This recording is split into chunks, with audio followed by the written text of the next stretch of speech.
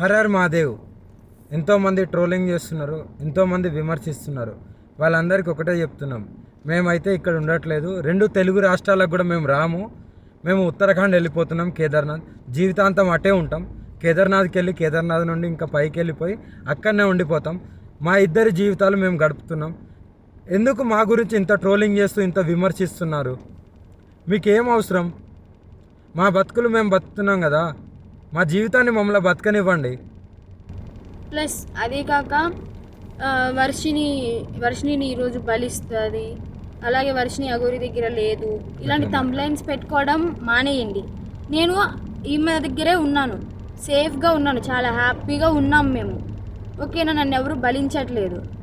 అందుకే మేము ఇంకా ఆ 2 రాష్ట్రాల్లోకి రావాలని చెప్పి అనుకోవట్లేదు. మేము ఆ బతికేది మేము బతుకుతున్నాము.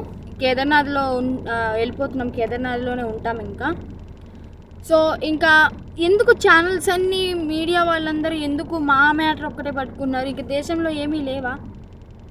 2 తెలుగు రాష్ట్రాలలో ఏ మ్యాటర్స్ లేనట్టు మా మీదనే ట్రోలింగ్ చేస్తూ పదే పదే మా న్యూస్నే వేస్తున్నారు.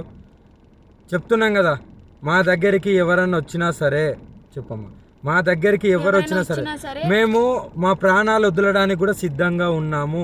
వదిలేస్తామని ఫిక్స్ కూడా అయిపోయినాం. పెట్రోల్ కూడా రెడీగా ఉంది. మా బతుకులు మమ్మల్ని బతకనివ్వండి. మేము ఆ 2 తెలుగు రాష్ట్రాలకు రాము. జీవితంలో ఇంకెప్పుడు కూడా ఆ 2 తెలుగు రాష్ట్రాలకు రాము, రాబోము కూడా.